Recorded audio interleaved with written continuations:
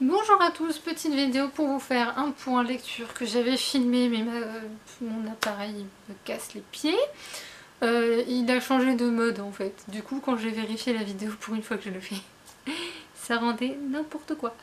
J'ai une question à vous poser avant de commencer ce point lecture pour les vidéos à venir. Il y en aura une pour le point réception la semaine prochaine. Oui, je pense, la semaine prochaine. J'attends encore un peu avant de la faire. Il y en a une autre si jamais j'ai une panne livresque ou que j'arrive pas à avoir mes 5 livres pour la vidéo. Mais je voulais savoir si vous vouliez un point sur le défi lecture maintenant, enfin si vous en voulez un déjà, et si vous en voulez un, est-ce que vous le voulez dans le mois à venir ou si vous voulez que j'attende le mois de juillet. Libre à vous de choisir, je vous laisse le choix. Donc on va commencer ce point lecture qui sera autour de l'imaginaire. Je n'ai pas mis exactement, j'ai mis un peu de tout, vous aurez le choix. Avec le crossover sketchbook de Rohan Lockhart et Nico Didi, pardon. C'est en auto-édition, je le chroniquerai pas sur le blog pour ceux qui m'y suivent également. Pour la simple et bonne raison que j'ai pas grand chose à en dire, parce qu'il est juste question d'illustrations tirées des romans de Rohan Lockhart. Donc vous pensez bien qu'elles sont forcément magnifiques à l'image de cette couverture. J'en avais déjà montré lorsque j'avais reçu le livre en point réception. J'ai failli tourner le livre, heureusement je l'ai pas fait. Sachez que oui, pour les âmes un petit peu sensibles, il vaut mieux éviter de la voir parce qu'il y a des illustrations un peu, disons, explicites.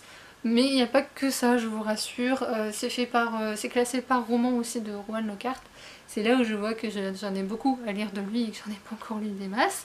Je crois que j'en ai 3, 4, 5, 6. Ouais, je dois en avoir 6 à lire de lui, je pense, à peu près. Je vais essayer de m'y atteler, mais là, pour le moment, c'est un peu chaud patate, on va dire. Voilà. D'ailleurs, autre question, si vous allez sur Livre Addict ou Babelio ou Booknode j'essaie de le faire aussi, je mets les lectures que j'ai en cours.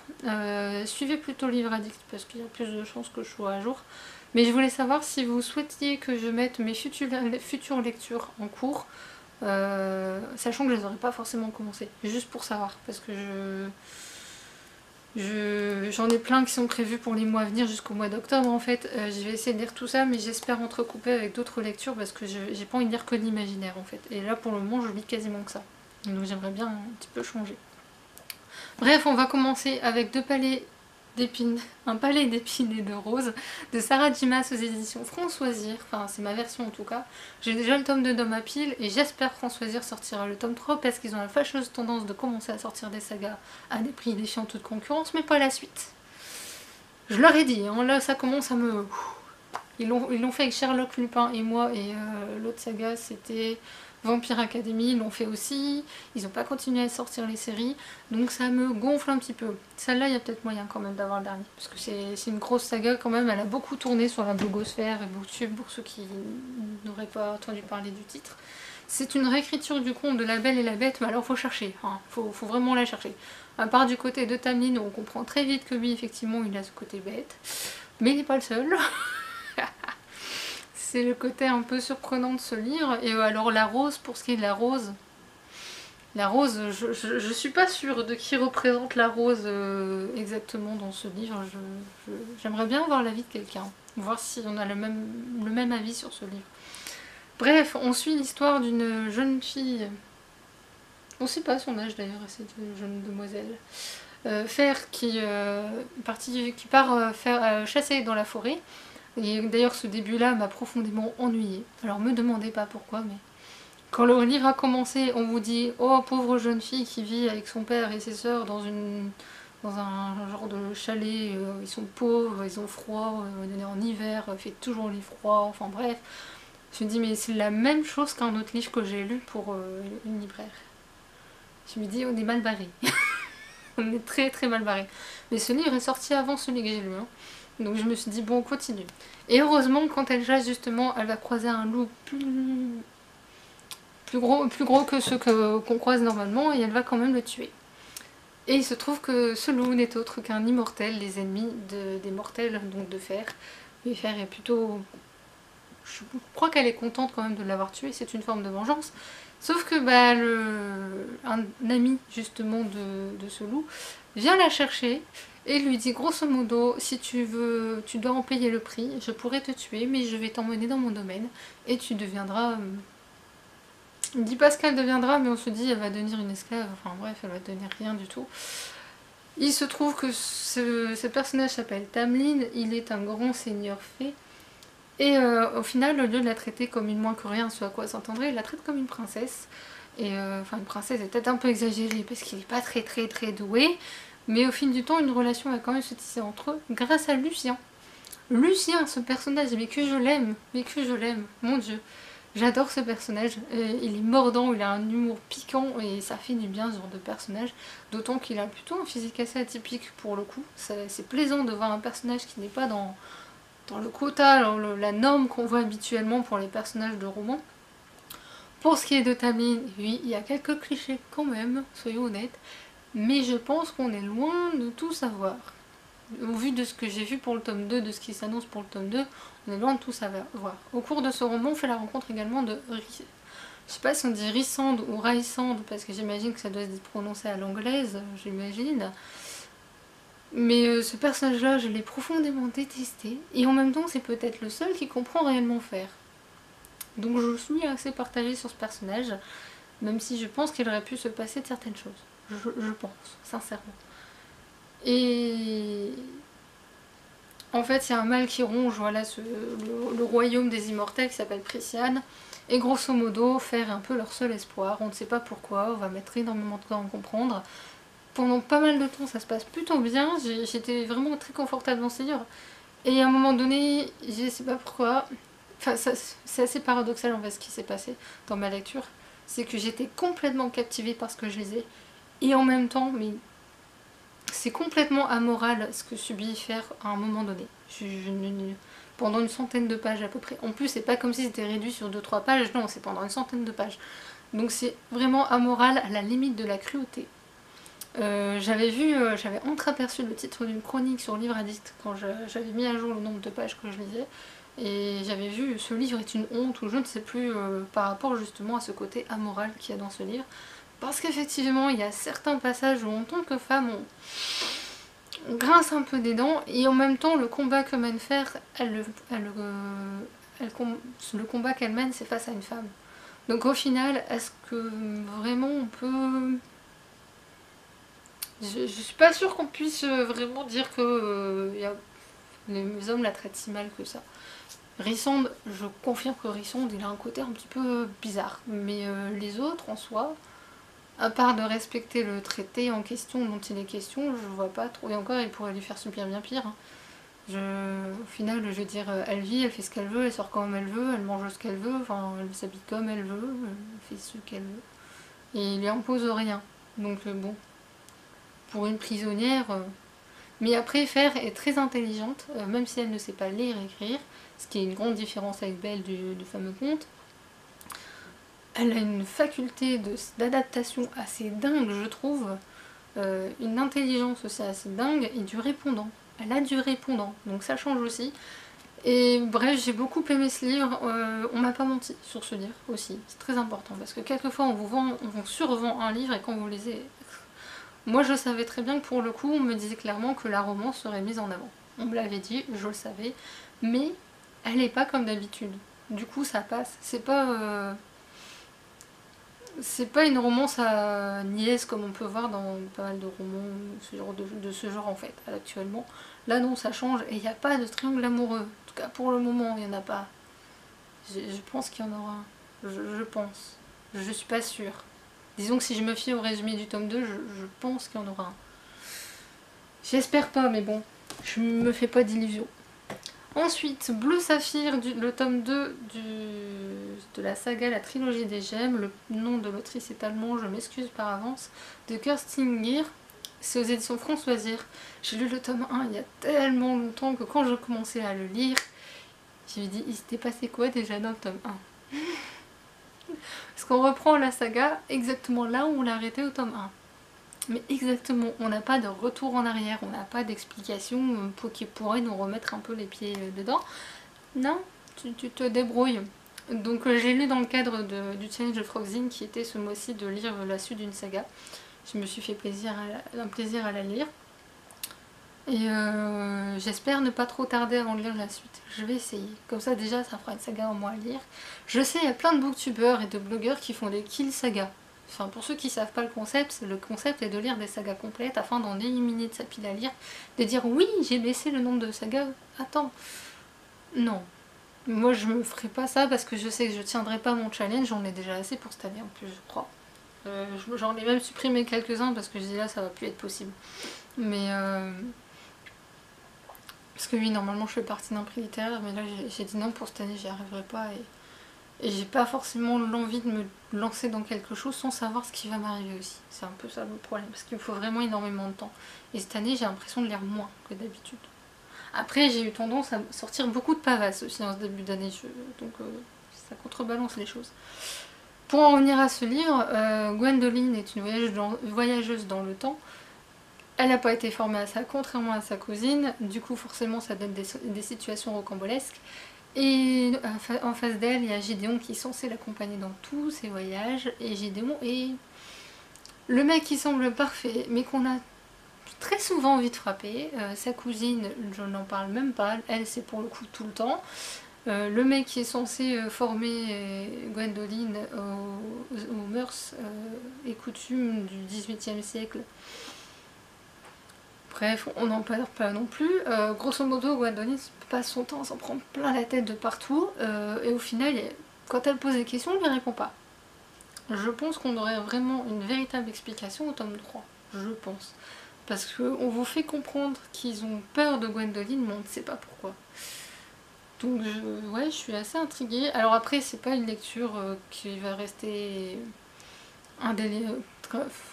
qui va être marqué au fer rouge dans ma tête. De toute façon, rien que ce que j'ai dit là, ça vous prouve bien que voilà, j'avais un petit peu oublié le lire, ce qui n'est pas dans mes habitudes. Par contre, j'avais pas oublié du tout les personnages. Et ça, c'est assez rare, parce que généralement, les personnages, à part les personnages principaux, les autres, pouf. Là, non, je les ai pas oubliés du tout, les autres non plus. Du coup, c'est une chouette lecture. Mais après, disons, je pourrais m'en passer. Ensuite... Les morts ne pleurent pas, l'assassin au père de Ève Rubilène aux éditions Librinova. Merci à l'autrice de m'avoir fait confiance en acceptant ma demande sur Simplement Pro. Pour ceux qui ne savent pas, Simplement Pro c'est le site où je demande de temps à autre des services presse. Là ça fait un petit moment que j'en ai pas demandé. Il y en a qui m'ont l'air sympas mais c'est des briques. Mais des briques. Et là j'ai pas très envie, c'est toujours dans l'esprit fantasy fantastique. Et j'avoue que j'ai eu ma dose un peu pour un petit moment là je crois. Donc du coup, oui j'étais en train de me dire, j'ai oublié un livre. Donc ce livre, on suit une série d'assassinats sur des jeunes femmes. Donc là on commence avec la deuxième victime. Il y a un nouvel inspecteur qui est nommé sur cette enquête et il va aller demander l'aide d'un ancien expert médico-légal qui dirige une entreprise de pompes funèbres. Ah, on va y arriver. Bref. Et il se trouve que ce docteur en question a une fille qui s'appelle Trinity et qui travaille également là. Et ben, je vous dis pas déjà, de point de vue féministe, il y a un petit côté féministe qui est un peu présent. Pas beaucoup, parce que étonnamment l'autrice, je trouve qu'elle a parfaitement dosé les choses dans ce bouquin. Moi j'avais peur que ça finisse sur une romance, quelque chose du genre. Je vais pas dire qu'il n'y a pas de romance. On l'attend de toute façon, on sait qu'elle va être là. Mais elle est quasiment pas évoquée.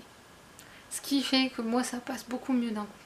Et elle est vraiment utile à l'histoire en plus, je pense qu'elle est utile à l'histoire. Pas à l'enquête, mais à l'histoire. Pour ce qui est de l'enquête, j'ai aimé parce que l'autrice nous a pas fait des clichés. Par exemple, dans tout ce qu'on lit, il y a toujours la scène du flic qui dit « Toutes mes condoléances, na na na na ». Ça me gonfle à chaque fois parce qu'on sait très bien que le flic va le faire. C'est comme ça qu'on arrive à obtenir l'attention des proches, etc. Et là, elle vous dit en une phrase « Bon, il a fait les condoléances à la famille. Next ». Elle ne prend pas le lecteur pour un idiot, je veux dire, ça fait plaisir en tant que lecteur de voir qu'un auteur se dit bon on va passer cette étape là, ça sert à rien, on passe à la suite. Merci, c'est rafraîchissant. Et ce qui est encore plus rafraîchissant, ouais si j'ai commencé par ça, ce qui est rafraîchissant c'est le retournement de situation, je pense, j'aimerais poser, je peux pas en parler parce que je risque de spoiler le livre, mais il faudrait que je demande à ma mère, parce que ma mère est une grande lectrice de polar thriller, est-ce qu'il existe des livres qui ont ce genre de retournement de situation? parce que je lis pas beaucoup de polar thriller et le peu que j'en lis, il y a toujours une touche de fantastique, de fantastique du moins. Du coup, je me dis que j'ai pas l'habitude de lire ce genre de choses, je ne peux pas juger. Mais de mon point de vue, en tout cas, le retournement de situation est juste excellent.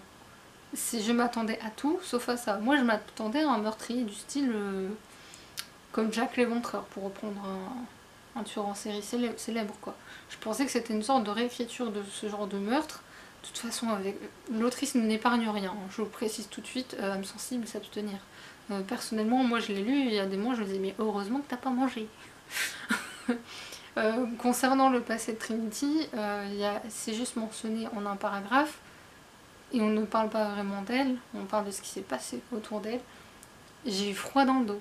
Donc c'est vous dire l'impact aussi d'écriture que peut avoir quand même sur le lecteur, mais elle écrit aussi de manière à ce que, certes, vous ayez conscience de ce qui se passe, que vous visualisez les scènes, mais pas que ça vous heurte de trop.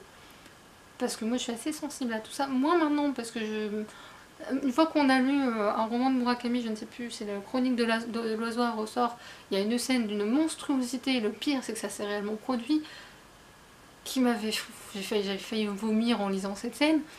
Et je me dis, bah, depuis ça, en fait, je suis un peu immunisée sur les autres livres. Je n'irai pas jusqu'à lire des livres d'horreur, hein. Faut pas déconner non plus, mais... Enfin, encore que j'en ai lu un malgré moi, je savais pas que c'était de l'horreur. Mais il y avait trop rien non plus, c'était une question d'ambiance. Quand c'est une question d'ambiance, c'est encore différent. Par contre, là, elle parle pas grand-chose quand même. Donc je vous préviens. Mais sinon, en soi, j'ai trouvé ce livre vraiment super bien fait. J'étais agréablement surprise et si elle fait une suite, je ne sais pas s'il y aura une suite, je n'ai pas pensé à lui demander. Mais s'il y a une suite, je me ferai un plaisir de la lire, j'espère. Mais je suis pas sûre. Mais j'espère qu'elle a pas mis un indice sur la couverture. Peut-être que c'est un indice qu'elle a glissé sur la couverture, je ne sais pas. Avant, très important, l'épouvanteur tome 5. Mon nez me gêne, désolée. Donc j'en parle pas trop parce que je vous l'ai dit, je mentionnerai que je l'ai lu pour vous dire mon avancement dans cette saga. Ce mois-ci j'en ai lu un, j'ai entamé le deuxième. Donc avec de la chance j'en aurai lu deux ce mois-ci. On avance. Dans celui-là quand même il y a une évolution par rapport aux autres tomes. Déjà concernant Tom, je trouve qu'il y a une réelle évolution du personnage. Il prend plus d'assurance on va dire, il prend plus de décisions seul. Et concernant Alice, alors là, la claque que je me suis prise, je ne sais pas du tout si c'est vrai ou faux. Je me pose de sincères questions. Parce enfin, je peux pas trop dire ce qui se passe dedans, mais je me pose des questions. Je remercie ma cousine encore une fois de m'avoir prêté cette saga.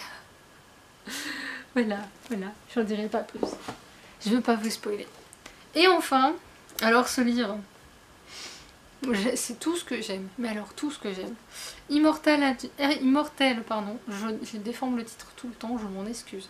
Immortel ad vitam de Cécile Pomereau aux éditions Noir d'Absinthe. J'avais rencontré l'autrice au salon du livre de Mons, et ma mère m'a dit il y a 2 jours, enfin il y a courant la semaine dernière du moins, quand je lui ai montré le livre, je lui ai dit tiens maman regarde, elle m'a dit ah mais c'est une policière.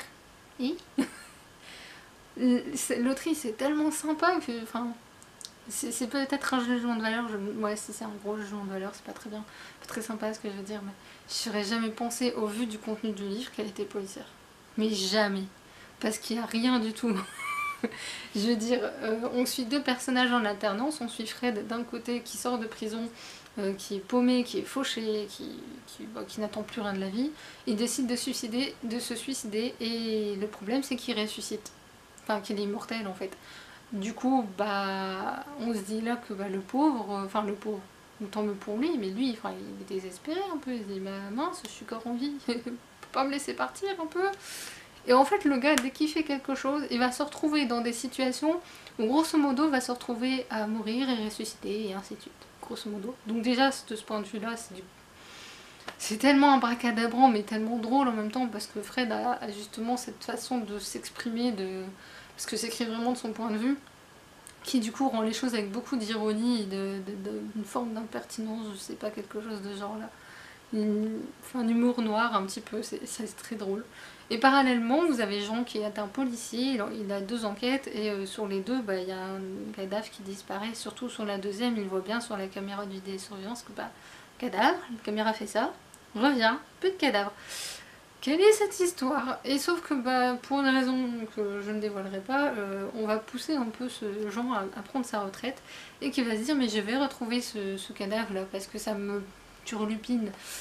Et je n'en dirai pas plus, mais tout ce que je peux vous dire, c'est que ce livre, c'est juste, je trouve ce livre tellement... Je sais même pas si c'est drôle, mais c'est jouissif. En fait, c'est jouissif justement par rapport à ce côté absolument dingue. C'est complètement dingue ce qui se passe dans ce livre. J'ai trouvé que l'autrice a vraiment très très bien écrit ce livre.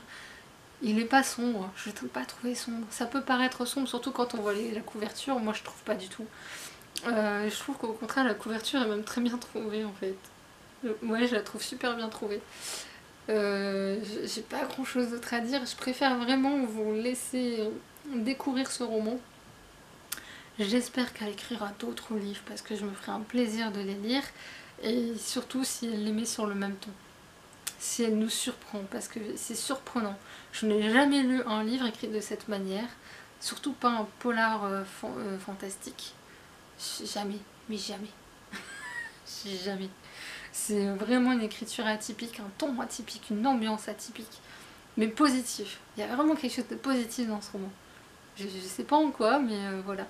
Par contre, je vous le dis, moi quand j'ai lu la fin, sur le coup, j'ai un moment de frustration. J'étais là comme ça, comme si je courais un marathon, d'un coup on m'empêchait d'avancer. C'est un peu l'impression que j'avais eue. Et dans la seconde d'après, je me dis, ouais, mais elle est pas si mal comme fin.